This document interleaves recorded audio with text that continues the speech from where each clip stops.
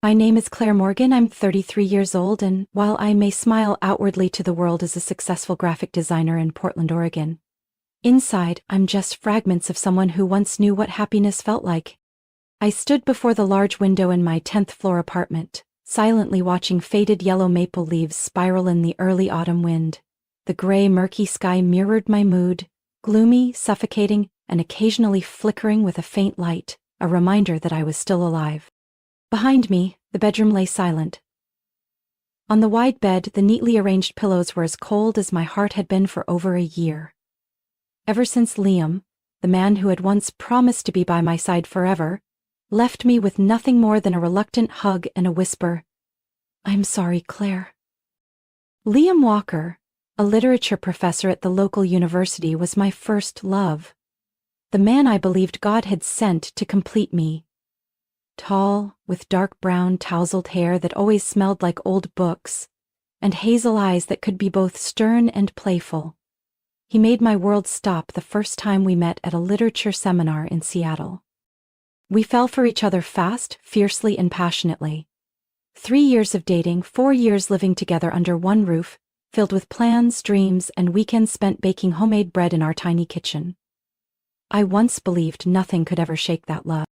But even the most beautiful dreams can shatter. We planned a small family, imagining children running through the backyard on warm summer afternoons. I still remember Liam's eyes lighting up the first time I told him I was pregnant. He lifted me off the ground, spinning me around the living room like a child. But that joy lasted only 10 weeks. One Tuesday morning, after a sudden, sharp pain, I rushed to the hospital. Just hours later, my world collapsed with the doctor's gentle but cold words. "I'm sorry, Claire." I sank into a wordless grief, building invisible walls around myself. I hated the pity in people's eyes. I hated how Liam tried to console me with empty words like, "We're still young, we'll have another chance." One night, after weeks of silent suffering, I screamed at him when he suggested we try again. "You don't understand anything," I shouted, my fists clenched so tightly my nails dug into my palms. "You think another baby can replace ours?" Liam said nothing. He just stood there, his eyes full of sadness and helplessness. From that moment on, the cracks between us weren't just tiny fractures, they were gaping chasms, silently spreading through a house that had once been filled with laughter. No more late Sunday breakfasts, no more spontaneous walks in the park, just silence, stretching long and heavy like a never-ending sad song. A year after losing our baby, on a gloomy afternoon that matched my mood, Liam packed his bags into his old car. He wore the gray suit he once wore to our simple but love-filled wedding. "I don't know how to reach you anymore," Liam said, his voice deep and tired. He didn't wait for me to respond. He simply closed the door gently behind him and drove off into the misty rain. I stood there, frozen, my heart feeling both hollowed out and oddly relieved. Deep down, I knew if he had turned around, if he had said one word, if he had reached out, I would have run after him without hesitation. But he didn't. We were both too exhausted to save what little was left. The divorce came quickly. A few meetings at the lawyer's office, a few cold signatures on asset division papers, and then silence. No texts, no calls, as if we had never been a part of each other's lives. To this day, I still live in the old apartment, where every corner breathes of a past life. I still go to work, still offer polite smiles in meetings, still sip my morning coffee like a machine running on autopilot. But on gray afternoons like this, when Portland is swallowed by ash-colored clouds, I feel it more than ever. I am alone, left with broken memories I don't know how to piece back together. I remember exactly the day everything started slipping out of my hands. It was a rare, sunny Saturday morning in May, with tiny buds just peeking out along the tree-lined streets. Liam and I sat on the familiar sofa, looking at the tiny ultrasound pictures, where even faint, blurry dots were enough to make us cry with happiness. We had already picked names, even though it was too early. I loved the name Eliza if it was a girl. Liam favored Noah for a boy. We agreed to wait until birth for the surprise. Every night, Liam would place his hand on my belly, whispering old fairy tales in his warm, soothing voice, making me giggle and believe our child was growing up surrounded by pure love. But that happiness was as fleeting as a light drizzle over the city. That morning I woke with a strange pain. At first it was just dull, but it soon turned into sharp, twisting agony. Blood soaked my thin nightgown. I barely had time to cry out before the world spun around me. Liam carried me to the car, his hands trembling as he buckled my seatbelt, his voice repeating, "It's okay, Claire. Everything's going to be fine." But it wasn't fine. I still remember the doctor's eyes too used to delivering bad news. A slow shake of the head. A breath, soft but soul-cutting phrase. "I'm sorry." From that moment, it felt like everything inside me drained away. I didn't cry. I didn't scream. I just sat there, gripping the cold hospital sheet, my heart hollow as if a part of my soul had been swept away forever. The days that followed were a blur stitched together by darkness. I didn't leave my room. I didn't eat. I didn't speak to anyone. Not even Liam. He quietly left food by the door, slipping little notes with kind words. I ignored them all as if every effort only magnified the loss I was drowning in. I buried myself in grief like a drowning person refusing rescue. Liam, somehow, kept trying. He endured my silence, my coldness. He organized movie nights, cooked my favorite dishes, even took me on walks around the small backyard garden. But I only walked beside him, like a ghost. I never once took his hand, never once returned his forced smiles. The breaking point came one early fall evening. In a desperate moment, Liam suggested, "Claire, maybe we could try again? Maybe if we had another baby?" I didn't let him finish. I sprang to my feet, my voice breaking into sharp, jagged pieces. "You think another child could replace our baby? How can you be so easy about this?" Liam froze. The look in his eyes, I'll never forget, was full of pain and heartbreak. He gave a small nod, then turned away, as quietly as a man who had just lost the most precious thing in his life. From that night on, the distance between us became a canyon. No more clumsy attempts to touch, no more hollow words of comfort. Just two people sharing a house, growing farther apart like two planets falling out of orbit. Eventually, Liam said he needed a few days away to think. I nodded, not asking questions, not trying to stop him. When he returned, the last flicker of light between us was gone. No accusations, no fights. We signed the divorce papers with a cold calmness, like two strangers who had accidentally wandered into each other's lives and finally woke up. It didn't end with screams or tears, but with a silence so deafening it left scars. But deep down I know, it wasn't one single tragedy that destroyed us, it was the silence. The quiet, lingering fog that wrapped around our hearts and slowly, quietly, pulled us apart. And from that day on, I lived through silent months, where memories and emptiness tangled together so tightly, I couldn't tell nostalgia from regret. 2 years have passed since Liam left my life, and while the world around me kept changing, I remained stuck. Portland cycled through countless seasons of rain and sun, and the streets where we once walked hand in hand now blurred into fading traces in my memory. I stayed in the same old apartment, despite friends urging me time and again to move somewhere new, to start over. My bedroom, the small kitchen, even the bookshelf by the window. Every corner still whispered of Liam, even though he had been gone for so long. Inside the left compartment of the oak wardrobe were the clothes he left behind. I had tried many times to clear them out, but every time I opened the door, the faint scent of his old cologne would stab straight through me, making my hands tremble before I slammed it shut, pretending it had never been opened. But this morning, with soft sunlight filtering through the windows, touching every corner of the room, I knew I couldn't postpone it any longer. I told myself, it's time to let go. It's time to truly say goodbye. I pulled a large cardboard box from the storage room and placed it in the middle of the bedroom. My fingers trembled slightly as I slid open the wardrobe, as if even a light touch could make the past collapse at my feet. The blue sweater he wore during our first winter together. The white striped shirt I bought him for our first wedding anniversary. Little, simple things holding a sky full of memories.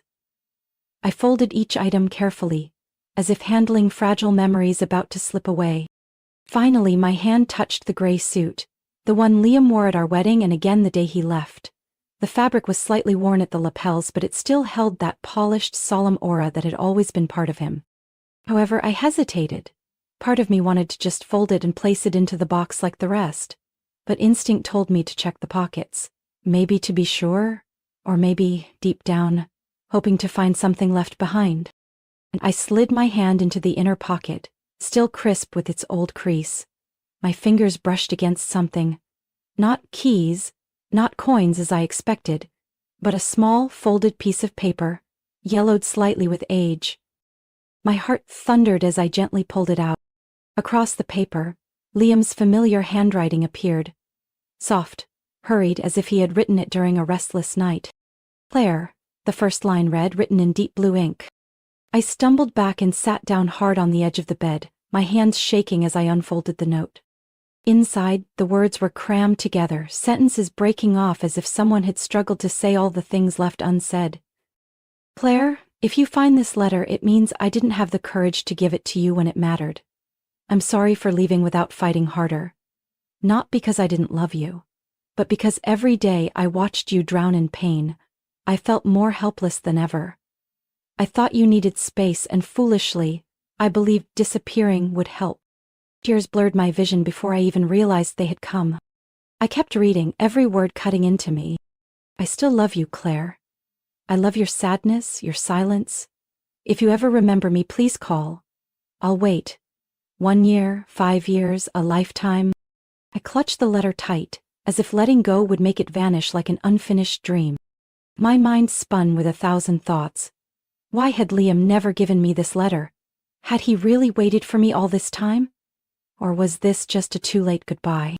I looked around the room, everything suddenly feeling unfamiliar. The suit on the bed, the half-packed box, the damp letter in my hands. Everything pushed me toward a crossroads I hadn't seen coming. A quiet, urgent question formed in my mind. Is it still possible? I sat frozen on the edge of the bed, Liam's crumpled letter burning in my hand, my heartbeat pounding so loudly I could hear it echoing through the long silent room. I stared at his uneven handwriting, my eyes swimming with tears. It was unbelievable. For 2 years, everything I needed, everything I had longed for, had been right here, just one cabinet door away, one moment of courage away. All the anger, the pain, the sleepless nights battling feelings of abandonment, suddenly crumpled, leaving only a suffocating regret. Liam hadn't left because he was tired or bored. He had left thinking it would save my withering soul. He had loved me in a way I hadn't been able to see then, quietly, desperately, heartbreakingly sincere. I laid the letter on my knee and buried my face in my hands, feeling hot tears streaming down my cheeks. I don't know how long I sat there, minutes or maybe hours, but when I finally lifted my head, something inside me had shifted. A fragile light pierced through the dense fog in my heart. I carefully folded the letter and placed it inside an old notebook, the one where I once sketched design ideas and jotted down plans for our future. Stepping into the living room, I looked around the apartment, once a warm home for 2 hopeful people. Everything was still there.